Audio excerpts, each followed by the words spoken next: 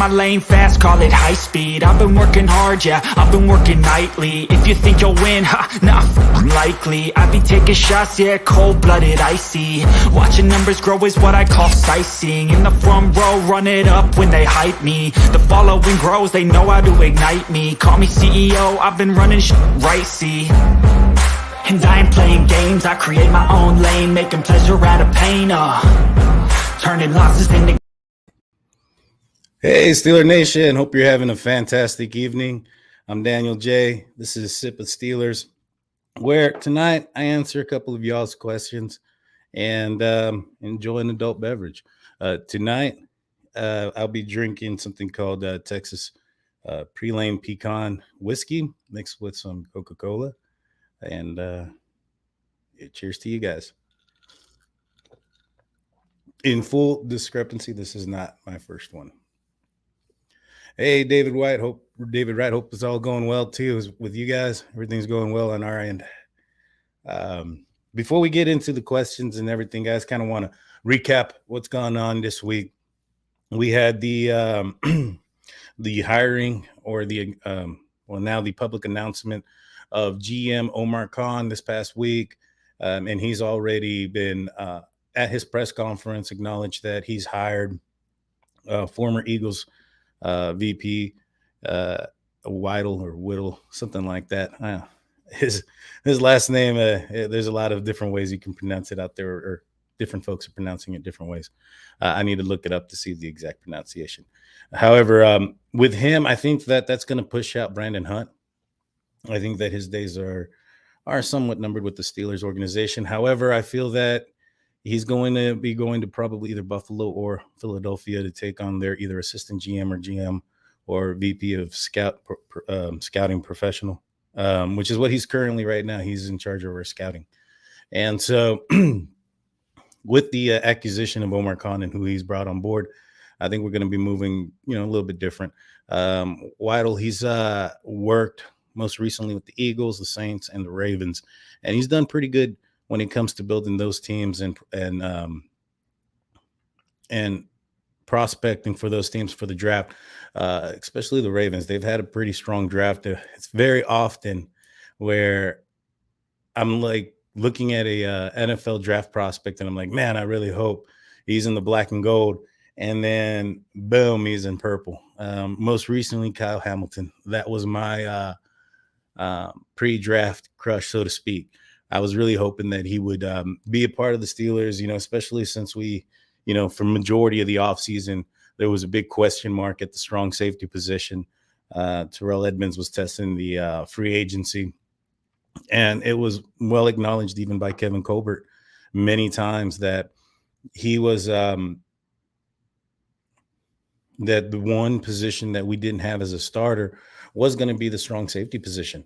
And so once we got Terrell Edmonds and then we signed Casey, I started to see that maybe that Kyle Hamilton and Minkah Fitzpatrick pairing in the back dream was not going to be happening. And then once he got drafted by Baltimore, I was like, are you kidding me? But I'm glad with who we got. We got first round Kenny Picket, who's done well. I was watching the Ramon Foster show earlier today, and on the show, DK mentioned that Kenny Pickett had described one of the passes that he had to the tight end Gentry, in which where some of the Pitt Panthers players were watching and were, went ooh and ah over the dime he threw down the field. And that is awesome. That sounds good. I mean, from all accounts, from what I've been hearing, Kenny Pickett's looked fairly good. So is Mitch Trubisky. I think all of them have. There hasn't been anything that has been reported stating that, either quarterback is struggling. I found Arthur Moats' take on the quarterback position through OTAs quite interesting. His take was that Mitch Trubisky was finding the right read and processing the defense much quicker than both the other two quarterbacks, and that Kenny Pickett was the most athletic.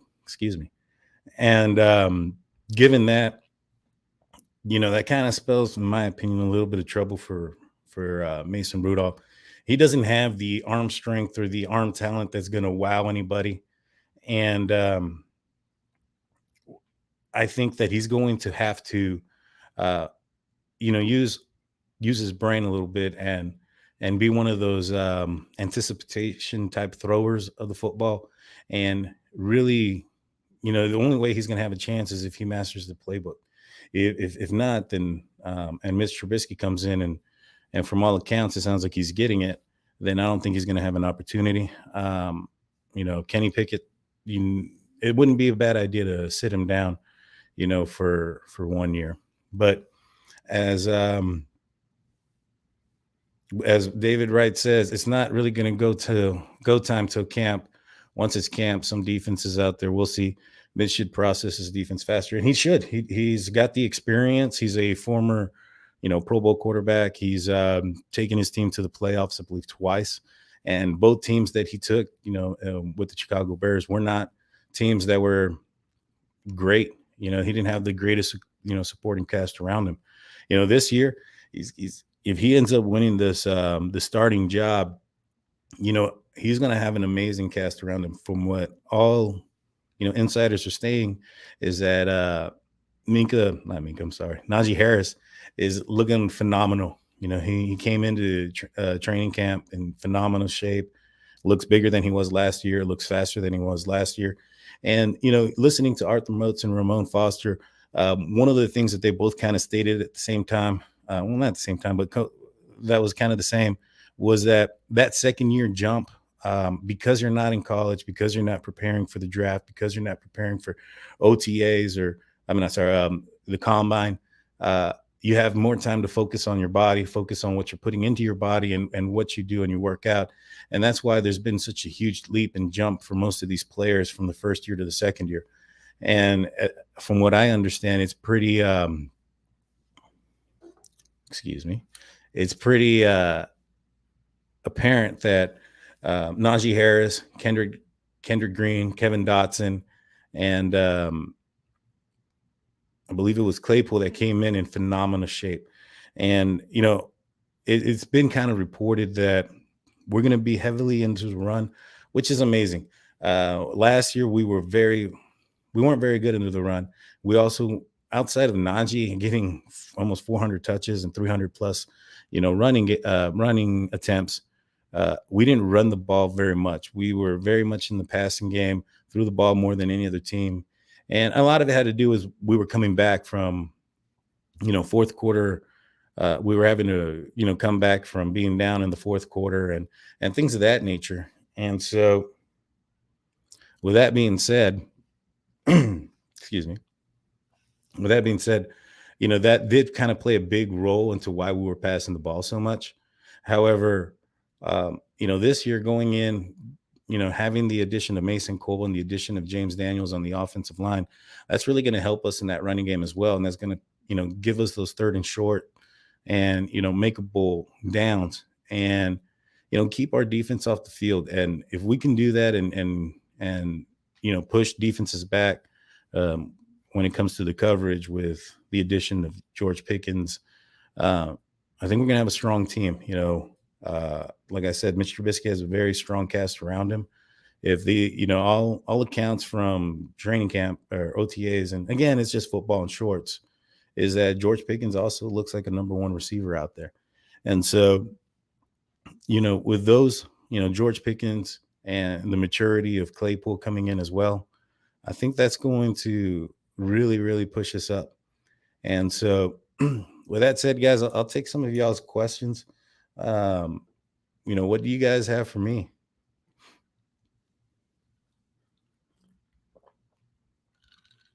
Again, guys, this is something I call a old fashioned.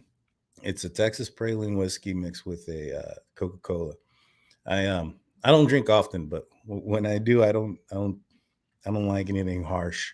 And so this is something that's kind of sweet, goes down pretty nice. It's pretty good. I like it a lot. Highly recommend it. I'm in Texas, so I'm not sure if you're out in Western PA if you'll be able to get something like this, but it tastes very much just like very sweet pecans with just Coca-Cola, and it reminds me of a a Coke float for some reason. But yes, guys, bring on the questions. Let me know what you guys think. What do y'all think about Stephon Tuitt not being in OTAs? What do y'all think about Diontae Johnson also not being there? My take on those two things are, my concern more is for Stephon Tuitt. He missed the entire year last year. And with him missing the entire year and him not being there this year in the beginning of OTAs, that's a little bit concerning. I mean, he's got to knock off the rust. He has to have,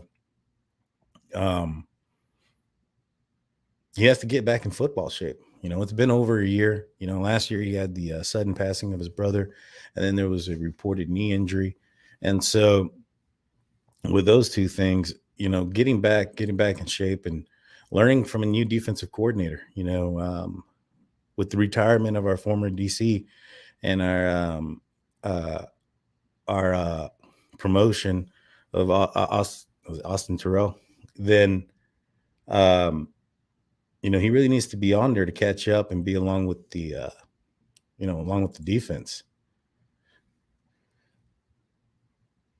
How many exhibition games do they have before the season starts? So right now, they did a change with the schedule. So they added an extra game into the regular season and removed one from the preseason. So this year, the Pittsburgh Steelers will have 3 preseason games, 2 at home, 1 on the road. My preseason games are both I'm a season ticket holder, guys. And so me and my wife are going to be attending the Tampa Bay Buccaneers game and the Steelers on October 16th. We're also doing a giveaway for the subscribers on YouTube, the followers on Facebook, and also on Twitter for the Jets game. That's going to be the second home game this year. That game goes, it's on October 2nd at 1 p.m. Eastern. That's going to be the local time to Pittsburgh. All you have to do to be in the giveaway is just be a subscriber. We highly encourage you to hit the notification button, just because you want to be notified of when we're going to go live. Because what we're going to do is we're going to have this giveaway or the entries to go from now until the end of June. And then on July 4th, we'll be going live and announcing the winner of the tickets live. And you're going to have to be present on the live. So make sure you hit that notification button, which reminds me, guys, if you haven't done so, please hit that like button, hit that subscribe button. It really does help us out. If you guys are interested at what the seats look like, I am in the lower level in the end zone, probably about midway in section 122. Here's a view from last year. Me and my wife attended. This one's from the Steelers versus Seattle.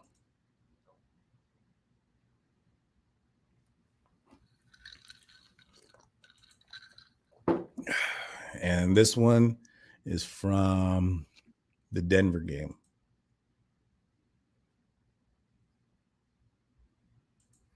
So pretty good seats. I like them. The view's pretty good when they're coming towards us. It's great when they're going away. You have great view from the of the jumbotron, so you can see what's going on. I really do like it, and I enjoy it. If you're interested in purchasing any tickets, I do have some for sale. And I'm just going to go off the top of my head. I have the schedule with me. What I have available still is the Cincinnati game, the Ravens game, and the last game, which is the Cleveland game, still available. The Saints game I might be attending. I'm not sure yet. The Raiders game I've given to my father, and the Jets game is going out to the on the giveaway. And so if you're interested in getting in there, you have 3 ways to enter. The first way is being a subscriber here on YouTube. The second way is being a follower on the Facebook. And the third way is also being a follower on Twitter. So please follow us all over the place. And good luck. If you do go, all we ask is for some pictures and stuff like that, just so we can share on the channel. Let's see. What else do we have, guys? Let me know if you guys have any questions. What do y'all think about? I don't know. A question just came up. Brittany asked, "Do you think the Steelers can go undefeated?" I always think they can go undefeated. There ain't a game that the Steelers are going to play where I don't think that we're going to go in there and win. I am a diehard Steeler fan and a huge homer. Realistically, I think that we'll probably win about 10 to 12 games, and 12 it depends on our offensive line and if they can gel in time. Cohesiveness and being the cohesiveness and the being able to gel as a group is very important. You can have all these pieces on the offensive line that are very good independently, but if they don't work together, as a group, then it's going to be kind of what we saw last year. There was a lot of missed assignments and what seemed like, what was expected from a young offensive line, inexperience and, failures to read things properly. And so, because of those things, given this year, I think that if the offensive line can gel, they have a full year together, then I think they'll be a little bit better than last year. Last year, it was a big mix of we didn't know who was going to be where. In the beginning of the year, you had David DeCastro, you had Zach Banner on the offensive line, and you had Chuks Okorafor on the left side. By the time the season started, we had, Ray Turner, at right guard, who wasn't even on the team until after training camp, I believe. And then you had Chuks Okorafor on the opposite end and Dan Moore playing, who was a fourth-round rookie. There was reports of Kevin Dotson not reporting to camp in, shape or in proper mental capacity or has been up to date on the playbook or whatever it was that he had issues with. There was just so much different turmoil and turnaround. We had a guard who was playing center, or a rookie center who was starting, third-round pick, who was undersized and who only played 5 games in the center position, was a guard in college. And so because of that and how new they were and how fast they had to get it, they were all over the place. They were unfortunately one of the worst teams when it came to blocking. And Ben Roethlisberger hid a bunch of their imperfections and things of that nature.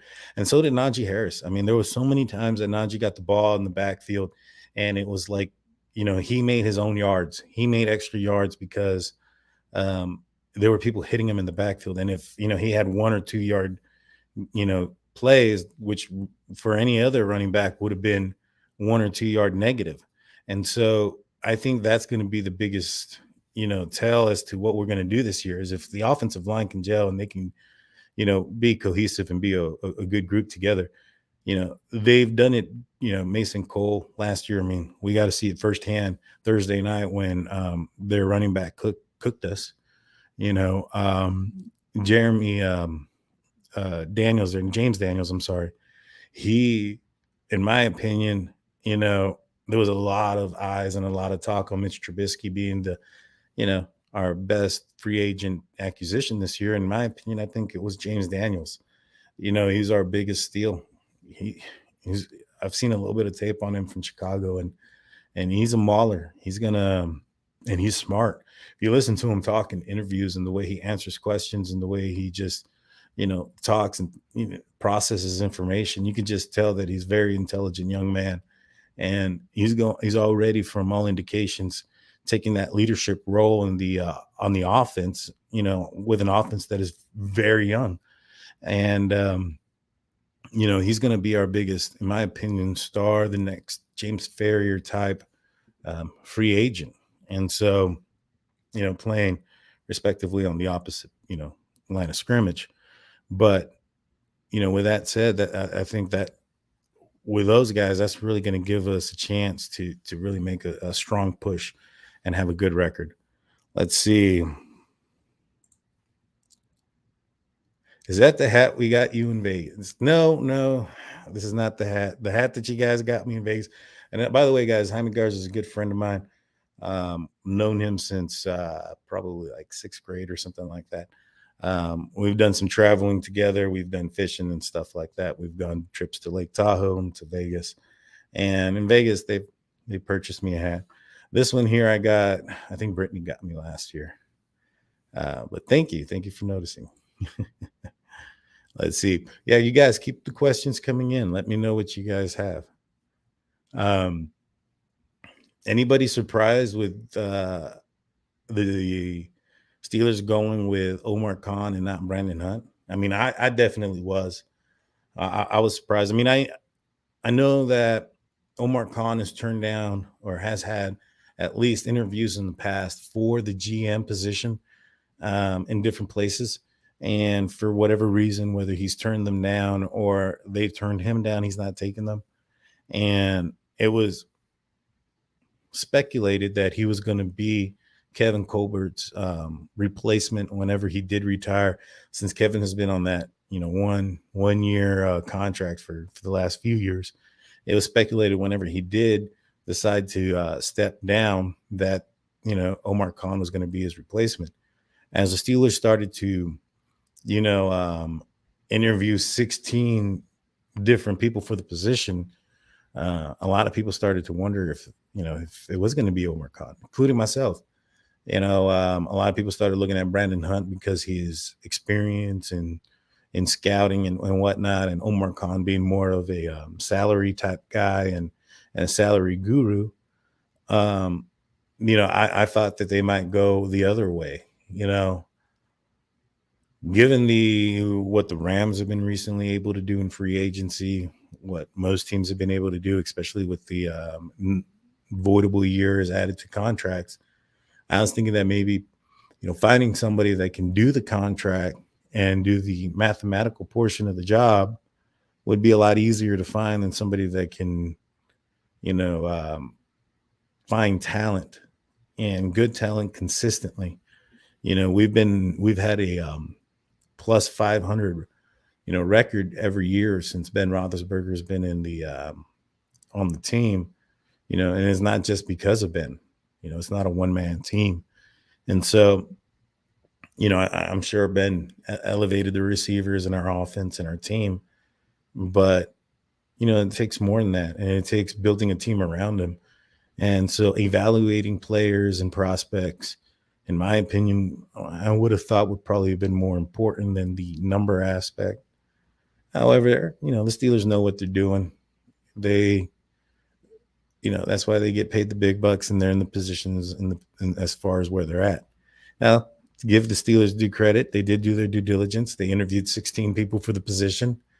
And then I believe they interviewed six more, or not six more, but they interviewed six of them secondly. And so they did their due diligence, and the determining factor as far as whether or not they did the right or made the right choice won't be determined for years to come. And that just comes with the front office type of jobs. We'll see. The Steelers, like I said, are one to keep their guys for a while. But yeah, guys, keep them coming. If not, I'm going to be getting off here pretty soon. I had a few of these, to be honest with you guys, and it's getting a little bit late for me.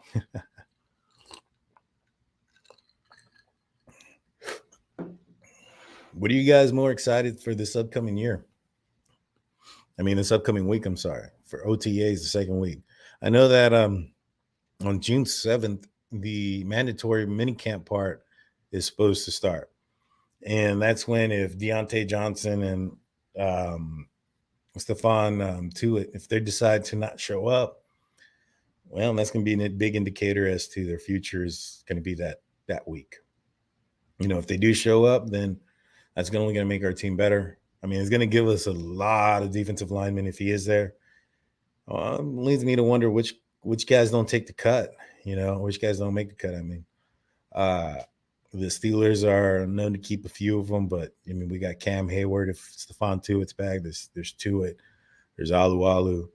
You have Leal, rookie that's out of my hometown or my home state, Texas. We have Tyson Alualu.